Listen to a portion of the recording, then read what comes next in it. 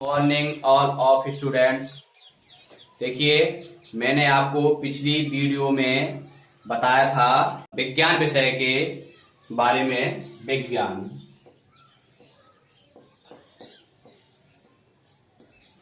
विज्ञान विषय के बारे में मैंने आपको बताया था श्वसन के बारे में, उत्सर्जन के बारे में, जैव प्रक्रम के बारे में। उसी में आगे आज मैं आपको पोषण के बारे में बताऊंगा।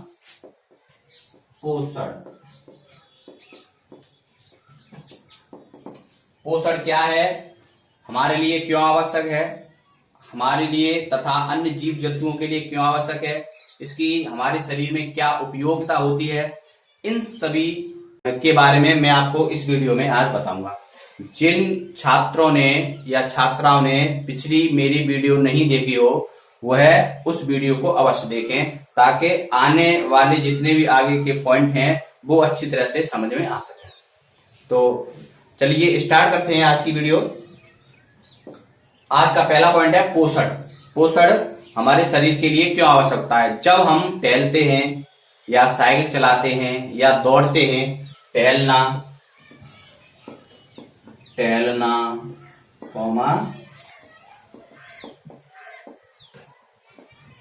साइकिल चलाना, सोना आदि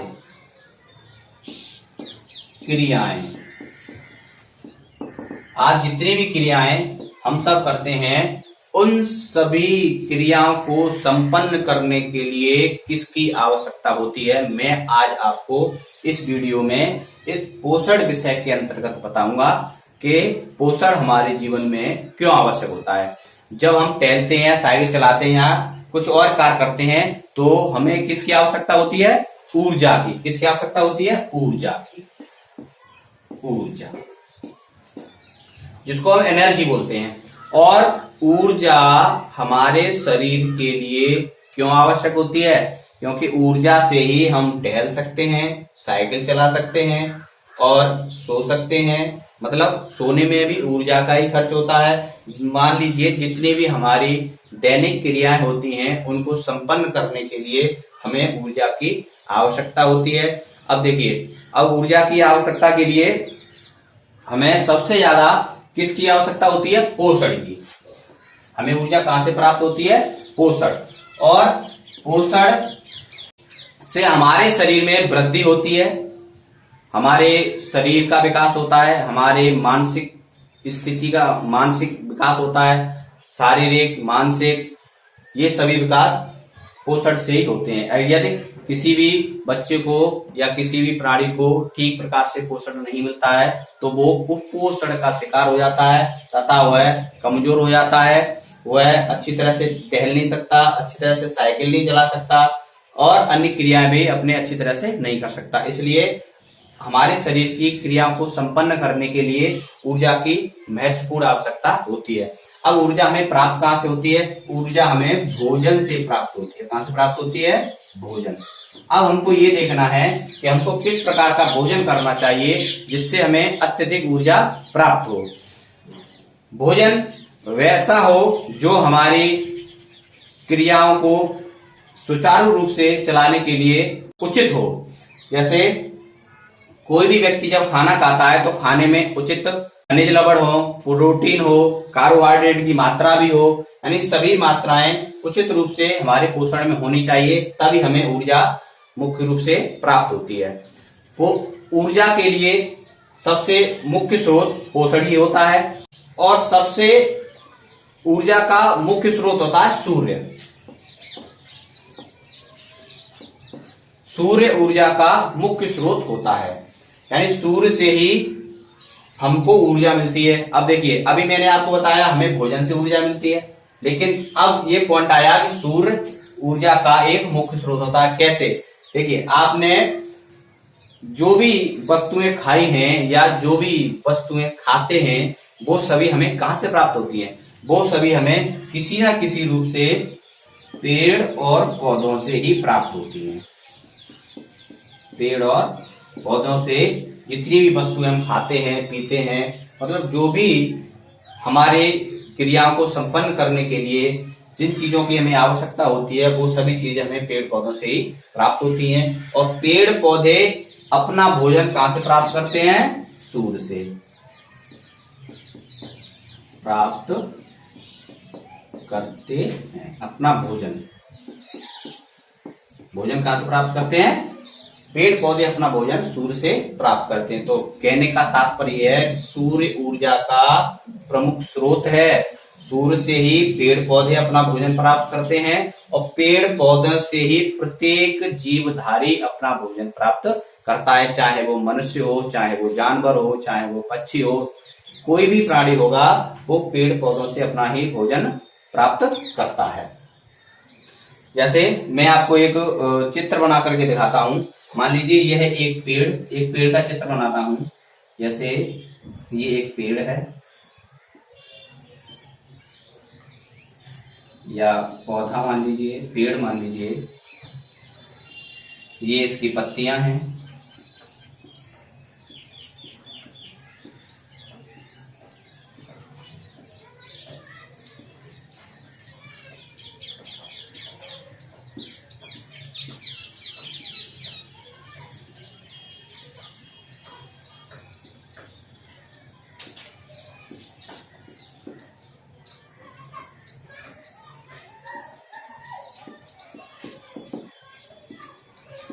इस प्रकार की पौधा होता है। पौधा ये अपना भोजन सूर्य से प्राप्त करता है। किससे? सूर्य से।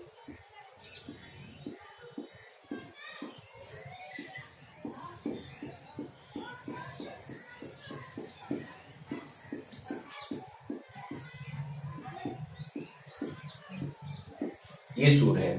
पेड़ पौधे अपना भोजन सूर्य से प्राप्त करते हैं। जो सूर्य से प्रकाश आता है, प्रकाश जो सूर्य से प्रकाश आता है उसी प्रकार से पेड़ पौधे अपना भोजन प्राप्त करते हैं। वह प्रकाश पत्तियों पर पड़ता है। पत्ती, ये क्या है? ये पत्ती। जो सूर्य का प्रकाश आता है वो पेड़ पौधों की पत्तियों पर पड़ता है और पत्ती सूर्य के प्रकाश में प्रकाश संश्लेषण के द्वारा, सूर्य के प्रकाश में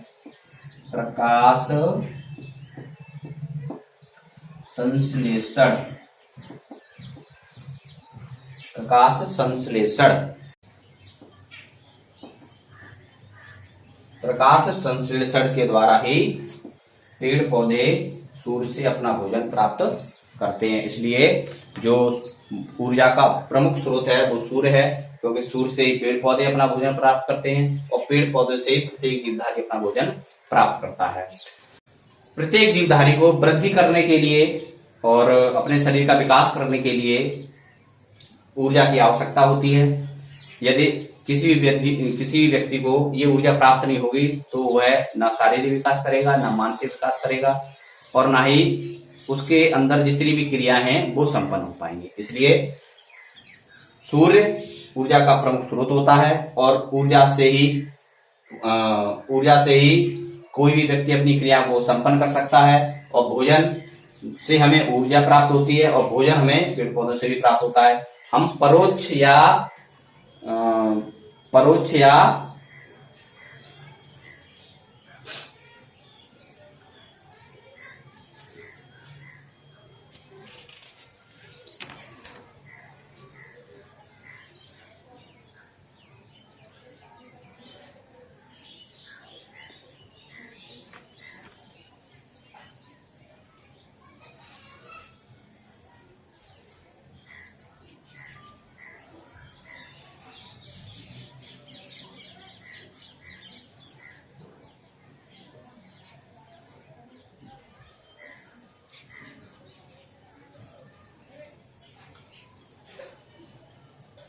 पेड़ पौधों से हम अपना भोजन परोक्ष या प्रत्यक्ष रूप से प्राप्त करते हैं। आपको पोषण अच्छी तरह से समझ में आया होगा कि हमें पोषण की क्यों आवश्यकता होती है और पोषण में वो कौन से पदार्थ होने चाहिए, वो कौन से वस्तुएं होने चाहिए जिससे हमें ऊर्जा अत्यधिक रूप से प्राप्त हो, जिससे हम अपनी सभी शारीरिक दैनिक जो क्रियाएं होती हैं उनको हम कर सकें। अब हम चलते हैं अगले पॉइंट की तरफ, यानी कि सजीवों को अपना भोजन किससे प्राप्त होता है, या सजीव अपना भोजन कैसे प्राप्त करते हैं। सजीव अपना भोजन कैसे प्राप्त करते हैं। सजीव अपना भोजन कैसे प्राप्त करते हैं। देखिए, सजीव अपना भोजन कैसे प्राप्त करते हैं, विशेष ध्यान देना।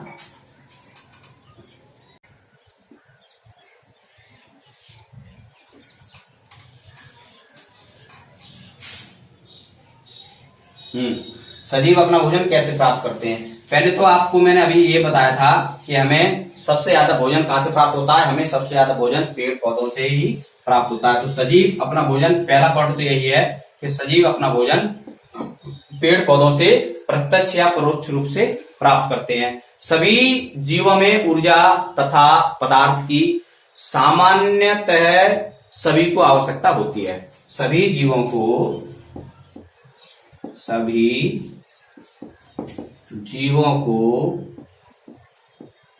ऊर्जा के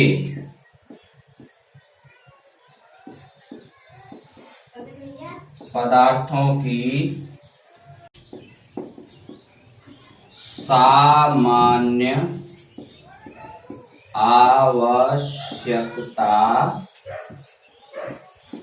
समान है या होती है। यानी सभी जीवों को ऊर्जा के पदार्थों की सामान्य आवश्यकता समान है या समान होती है, लेकिन इसकी आपूर्ति भिन्न भिन्न विधियों से पूर्ण होती है। लेकिन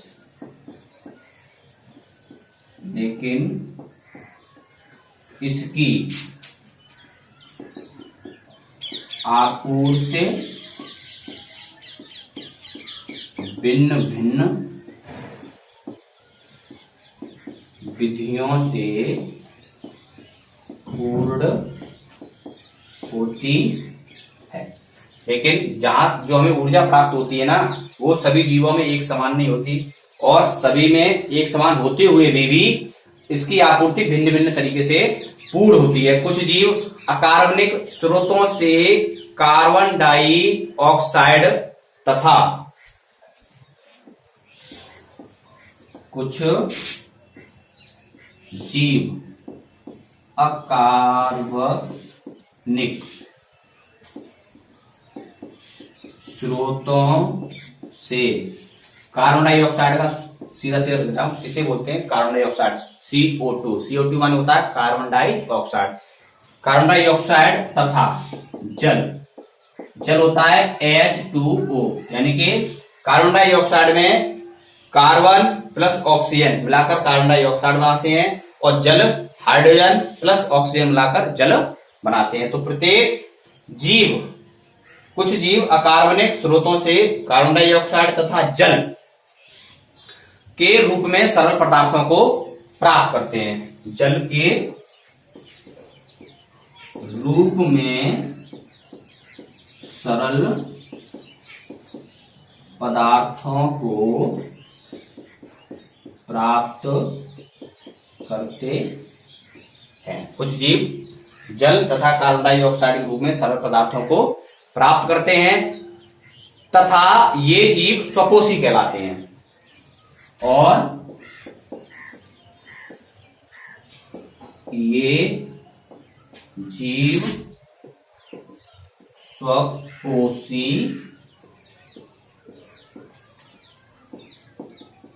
कहलाते हैं। देखिए, मैंने एक शब्द पर अंडरलाइन किया है, स्वपोषी। अब मैं आपको पहले इस स्वपोषी को क्लियर करता हूं, तब आपको समझ में आएगा कि कुछ जीव ऐसे होते हैं जो कार्बन डाइऑक्साइड तथा जल के रूप में सरल पदार्थों को प्राप्त करते हैं, और ये जीव स्वपोषी कहलाते हैं। तो मैं अभी आपको स्वपोषी के बारे में बताता हूं। स्वपोषी क्या होते हैं। स्वपोषी जैसा नाम से ही अच्छी तरह से समझ में आ रहा है, स्व माने अपना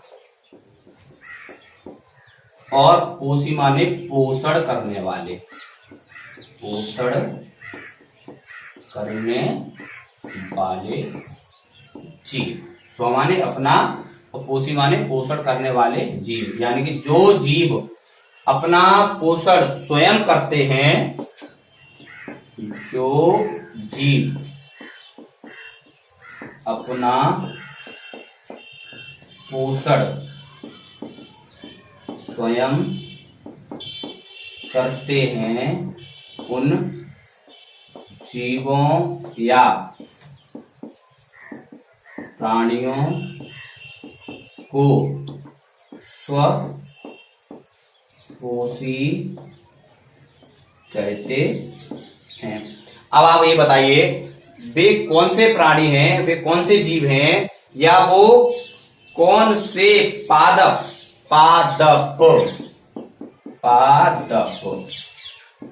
समझ लीजिएगा, जो अपना भोजन स्वयं प्राप्त करते हैं। क्या हम अपना भोजन स्वयं प्राप्त करते हैं? नहीं करते। क्या कोई जानवर स्वयं अपना भोजन प्राप्त करता है? नहीं करता। क्या कोई पक्षी अपना स्वयं भोजन प्राप्त करता है? नहीं करता। केवल पादप ही एक ऐसे जीव हैं जो अपना भोजन स्वयं प्राप्त करते हैं।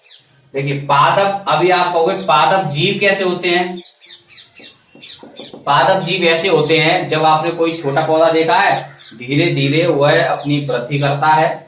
पहले छोटा होता है, फिर वो बड़ा होता है। वृद्धि कौन करता है? वृद्धि वही करता है जो भोजन करता है, जो अपनी वृद्धि के लिए कुछ खाता पीता है। अब ये क्या खाना खाते हैं? खाना भी खाते हैं। ये अपना भोजन कहां से प्राप्त करते हैं? मैंने पिछले पॉइंट में बताया था, ये अपना भोजन सूर्य से प्राप्त करते हैं। कैसे प्राप्त करते हैं? पौधे अपना भोजन सूर्य से प्राप्त करते हैं, लेकिन ये चलते नहीं है। ये चलते नहीं है क्योंकि इनमें अचल कोशिकाएं पाई जाती हैं। अचल कोशिकाएं पाए जाने के कारण ये एक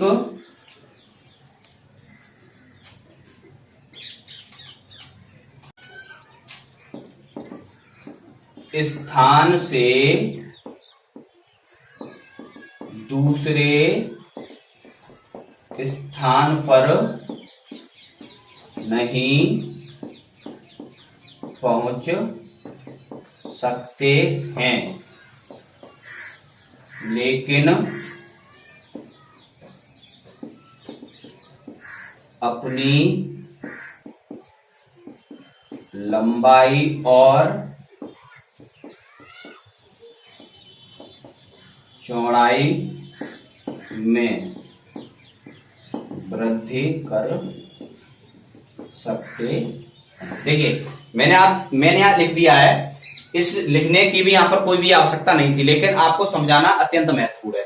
जो आपने पेड़ पौधे देखे हैं, पहले आपने कोई नीम का पौधा मान लीजिए देखा है, पहले छोटा होता है, धीरे धीरे वो एक स्थान से दूसरे स्थान पर नहीं जा सकता, लेकिन बढ़ सकता है, ऊपर बढ़ सकता है। पहले पतला होगा, पतले होने के बाद जैसे जैसे वो बढ़ता जाएगा, उसे खनिज और लवण उचित रूप से मिलते रहेंगे, तो वह धीरे धीरे बढ़ता है, मोटा होता है। मतलब लंबाई ऊंचाई में, लंबाई मतलब ऊंचा जाता है, और चौड़ाई मतलब उसकी मोटाई बढ़ती है। तो वो एक स्थान से दूसरे स्थान पर नहीं पहुंच सकते, लेकिन उनकी लंबाई और चौड़ाई बढ़ सकती है, इसमें वो वृद्धि कर सकते हैं। अब इसीलिए हम बता सकते हैं कि ये जो पौधे होते हैं, वो इनमें भी जीवन होता है, ये भी सजीव होते हैं जो अपना भोजन सूर्य से प्राप्त करते हैं। इसलिए हम इन्हें स्वपोषी जीव कहते हैं। स्वपोषी जीव कहते हैं। किसको? पादपों को हम स्वपोषी जीव कहते हैं। अब आपको यह वाला जो मैंने अंडरलाइन किया था, वह स्वपोषी आपको अच्छी तरह से समझ में आ गया होगा। आगे मैं बताता हूं।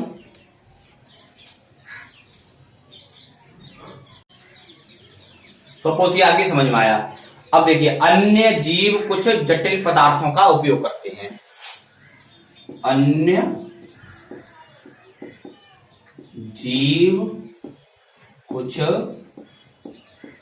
जटिल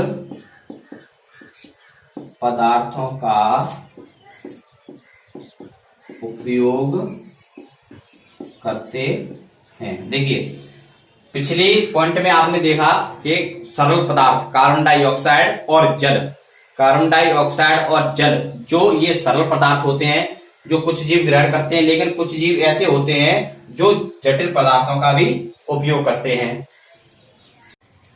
इन जटिल पदार्थों को सरल पदार्थों में खंडित करना अत्यंत आवश्यक होता है। इन जटिल पदार्थों को सरल पदार्थों में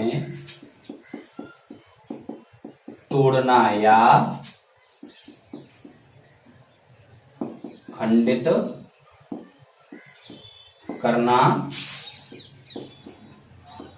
अत्यंत महत्वपूर्ण होता है। यानी कि जितने भी जटिल पदार्थ होते हैं उन जटिल पदार्थों को सरल पदार्थों में तोड़ना अत्यंत कठिन होता है, ताकि ये जीव के जीवन में उपयोगी हो सकें तथा उनमें वृद्धि कर सकें। ताकि ये पदार्थ जीव के लिए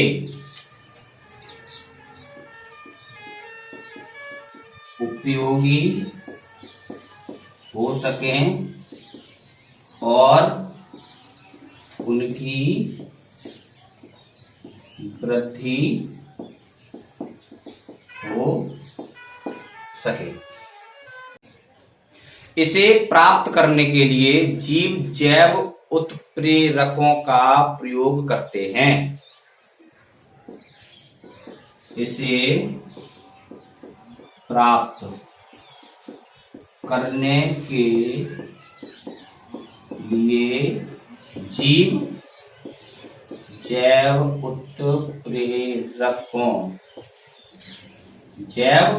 उत्प्रेरकों का उपयोग करते हैं।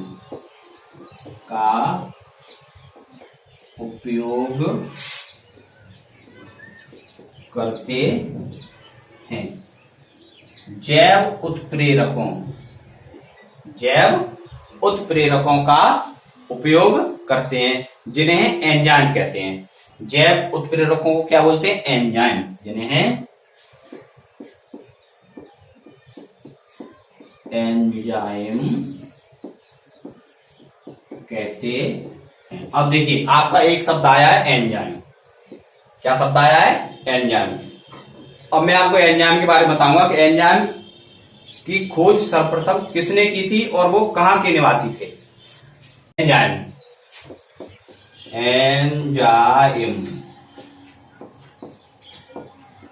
जैव उत्प्रेरक। एंजाइम जैव उत्प्रेरक। एंजाइम शब्द की जो खोज है वो सर्वप्रथम फ्रांस के वैज्ञानिक एन सेल में पायन ने सन 1833 में की थी। इसकी खोज 1833 में प्रोफेसर एन सेल में पायन, जो फ्रांसीसी वैज्ञानिक थे। इसकी खोज 1833 में प्रोफेसर एन सेल में पायन, जो फ्रांसीसी वैज्ञानिक थे, उन्होंने एंजाइम शब्द की खोज की थी। लेकिन सन 1877